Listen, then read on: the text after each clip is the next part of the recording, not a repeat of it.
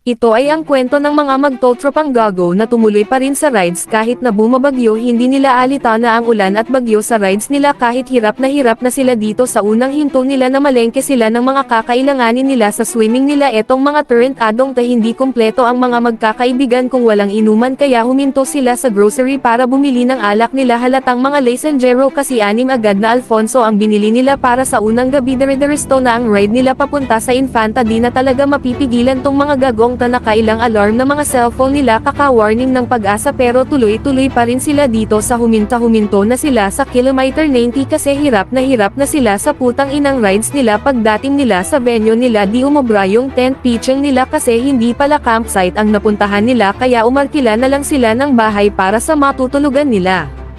Ayun nabigla sila sa babayaran nila pero tumuloy pa rin sila kasi wala na silang choice.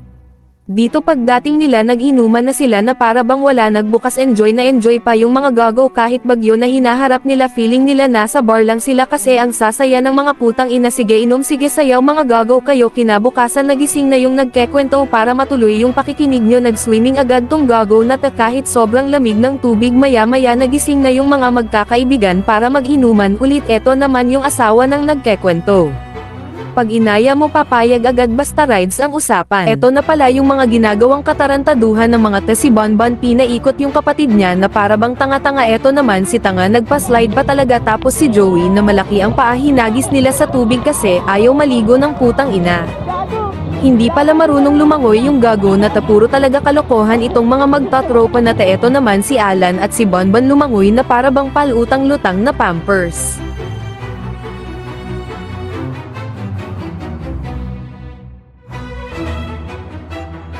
Tuloy-tuloy pa rin ang inuman nila kahit alam nila na pauwi na sila habang binabasta nila yung mga gamit nila. Tamang shot pa rin ang mga hindot na tanga, may mga natutulog pa nga at dito na pagpayahan na nila magsiuwian na nagkanya-kanya na silang maglagay ng mga gamit nila sa motor nila. Baka kasi pag uwi nila mga lubog na yung bahay nila sa baha at habang nagmamotor na sila pauwi binabagyo pa rin sila. Ano masaya ba mag-rides nang may bagyo? Sa totoo lang masaya talaga basta kasama ang mga tunay na kaibigan mo. Hahaha. At kung umabot ka sa part ng video na mag-react ka lang ng haha at mag-comment ka dyan sa baba. Hahaha. Paalam na sa'yo kaibigan kong tanga. Hahaha. Ito, you know?